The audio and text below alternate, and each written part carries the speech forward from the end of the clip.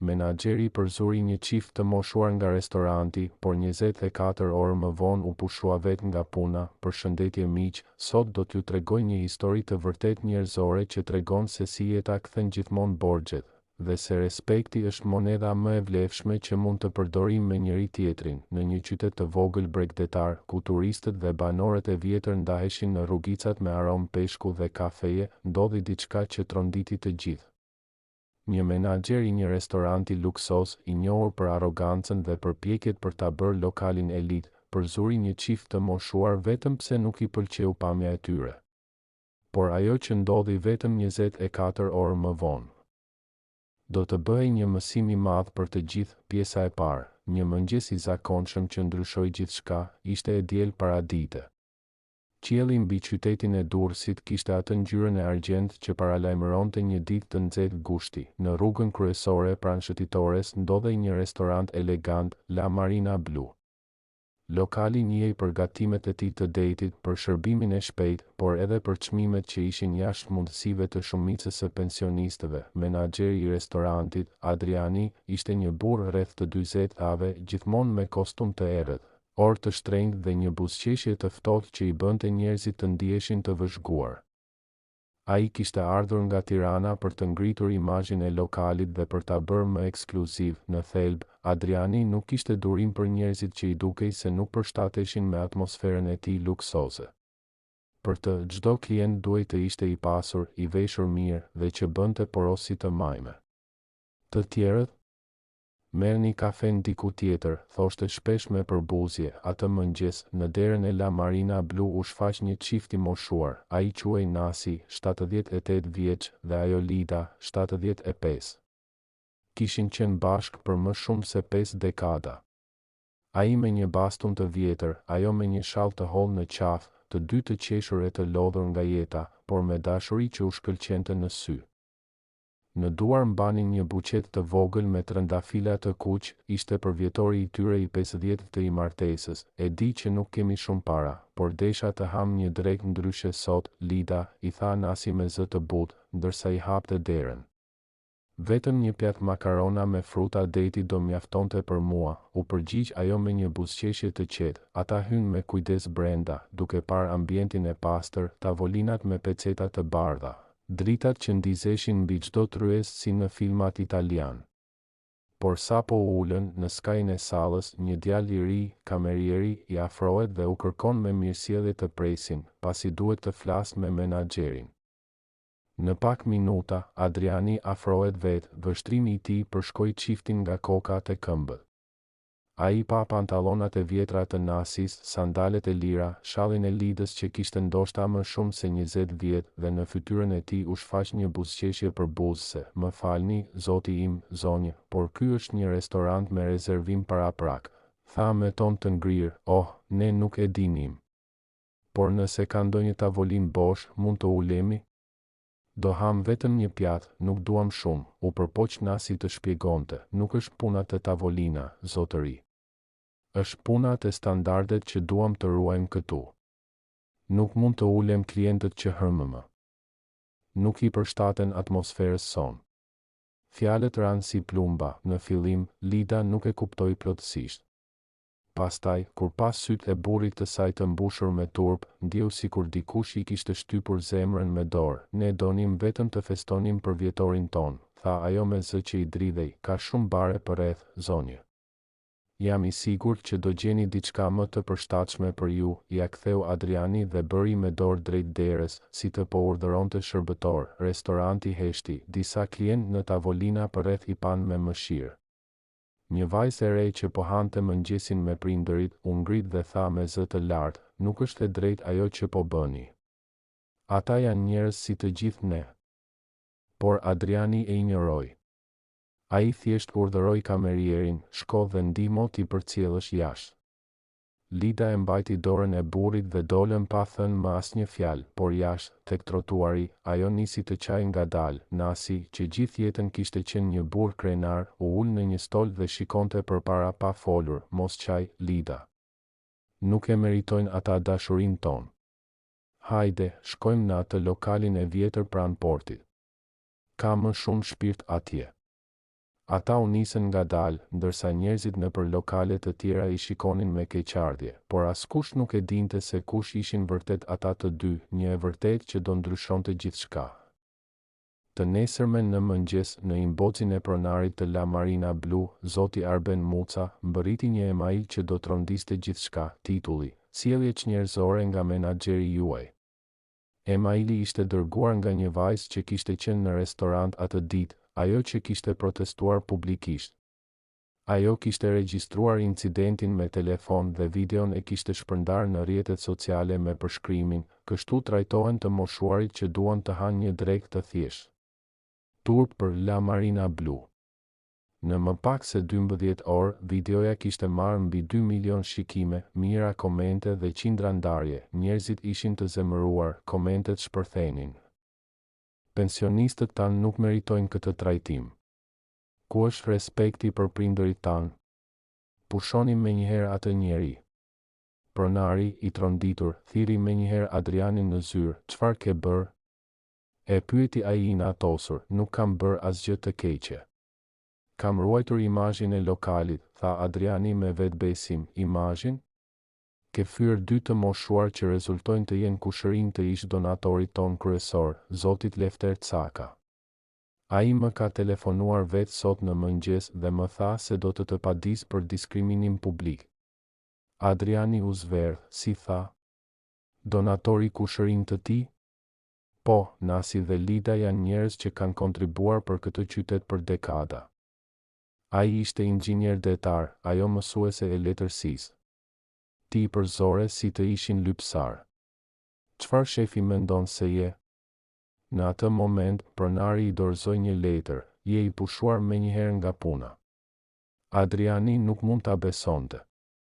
Në më pak se 24 orë, nga një njeri që ndjente veten të pushtetshëm mbi të tjerët, u kthye në një shembull për përbuzje. Të gjithë punonjësit e restorantit morën frymë lehtë, disa madje duart trokitën fshehurazi. Por historia nuk mbaroi aty. Në mbrëmje, në vend të tij u ftua vetë pronari për të takuar çiftin e moshuar. Ai kërkoi falje publikisht, I ftoi për drekë dhe qyteti e mori vesh shpejt, gazetarët, rrjetet sociale dhe njerëzit e zakonshëm e kthyen atë histori në një simbol të dinjitetit njerëzor. Në atë tavolinë ku I kishin përzën, Nasi dhe Lida u ulën përsëri. Në këtë radhë, tavolina ishte zbukuruar me trëndafila dhe me një shishe verë që mbante etiketën: për dashurinë që zgjat më shumë se çdo luks.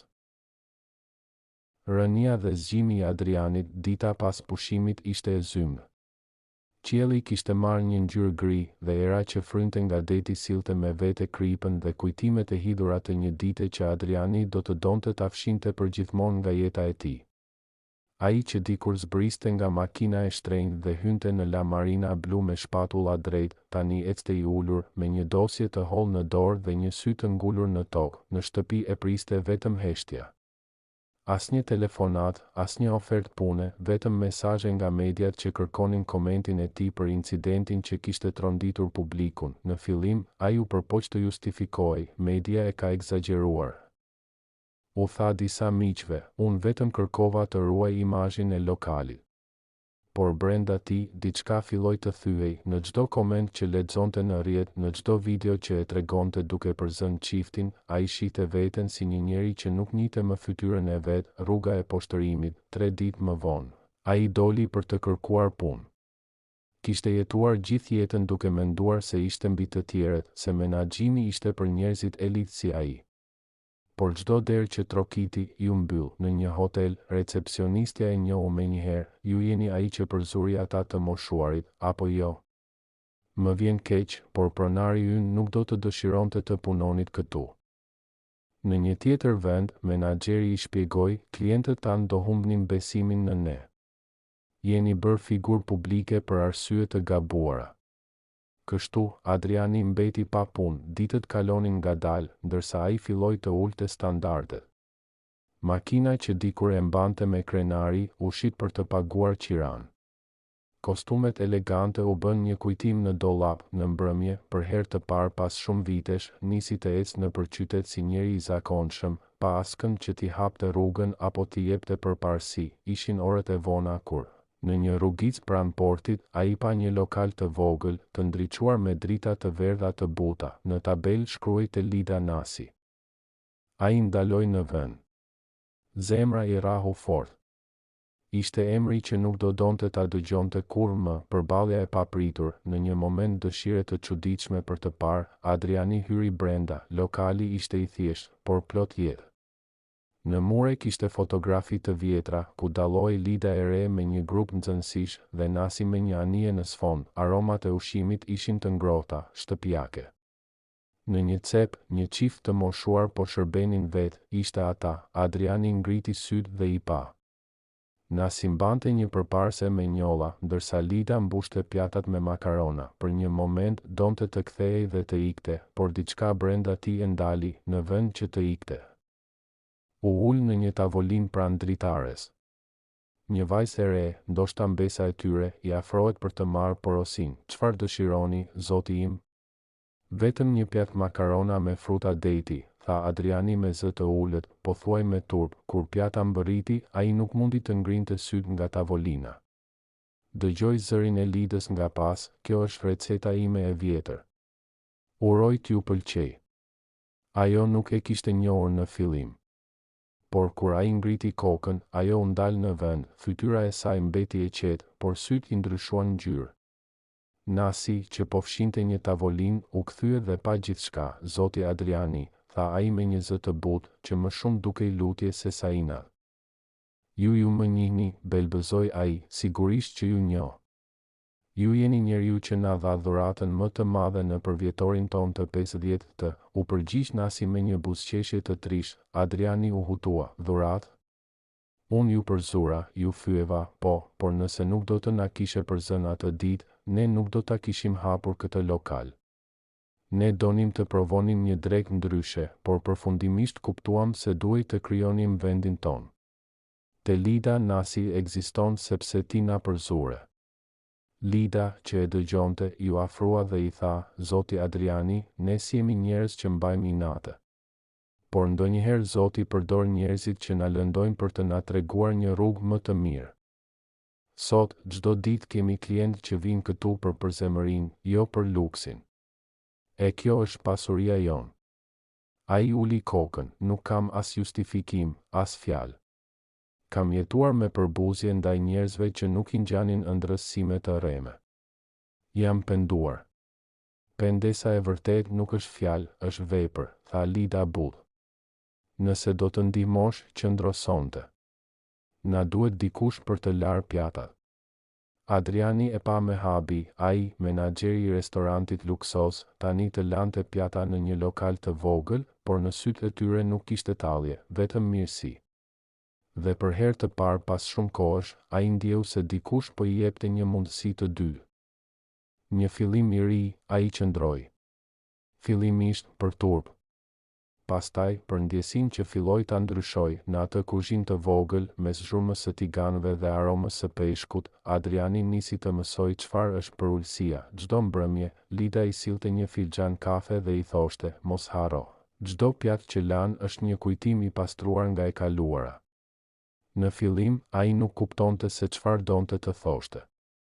Por me kalimin e javëve, kuptoi se ajo e shihte jetën si një seri mundësish për të ndrequr gabimet. Një natë, lokali ishte plot. Një çift I ri hyri brenda, të lodhur dhe të veshur thjesht. Kamerieri u hutua, sepse s'kishin rezervim. Adriani u ngrit dhe tha, lërini të ulen. Ky vend është për njerëzit që kanë zemër, jo për xhepat e trash. Lida e pa dhe qeshi, tani e kupton. Fundi I rrugës së krenarisë, një muaj më vonë, në një emision televiziv që fliste për histori frymëzuese, gazetarët zbuluan se menaxheri që kishte përzënë çiftin, tani punonte me ta. Publiku reagoi me habi, por edhe me admirim. Në një intervistë të shkurtër, Adriani tha, kisha gjithçka, por s'dija çfarë vlente. Sot jam I lumtur që jam këtu, sepse kuptova se respekti është gjella që s'mungon kurrë në një tryezë të ndershme.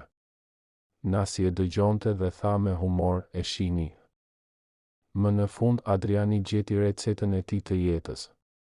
Një mësim që mbetet, restoranti te Lida Nasi u bë një simbol i dashurisë dhe përullësisë. Klientët nuk vinin për dekorin, por për ndjenjen e ngrohtë që u kujtonte shtëpinë e fëmijërisë. Në hyrje, një tabelë e vogël kishte një mbishkrim që e shkroi vet Adriani: mos gjyko askënd nga pamja, sepse ndoshta përballë ke njeriu që do të mësojë më shumë se sa çdo libër apo diplomë. Lida shpesh u tregonte klientëve historinë e tyre, por pa përmendur emra, e quante mrekullia e përmbysur. Ajo u kthye në një rrëfim frymëzimi për shumë të rinj që punonin në shërbim. Për t'u kujtuar se çdo buzëqeshje mund të shpëtojë një ditë të keqe, ndërsa Adriani, pas një viti pune, u bë bashkëpronar me çiftin. Ai propozoi që një pjesë e fitimeve të lokales të shkonin për ndihmë të moshuarve në nevojë. Kështu, ndoshta do pastroj më mirë gabimet e mia, tha ai me ndershmëri. Në fund, një pasdite vere, Nasi dhe Lida u ulën në veranë. Adriani solli një shishe verë dhe ngriti gotën për përvjetorin tuaj të 51 dhe për mësimin që më dhatë. Jo, birë, i tha Lida. Për jetën që na i përzhapat, por na i kthen zemrat. Ata pinë në heshtje, ndërsa dielli perëndonte ngadalë mbi det. Era sillte aromën e ushqimit dhe tingujt e qeshjes nga brenda. Adriani pa nga dritarja dhe kuptoi se, për herë të parë në jetë, ndjente paqe, jo sepse kishte një punë apo emër, por sepse kishte gjetur kuptimin.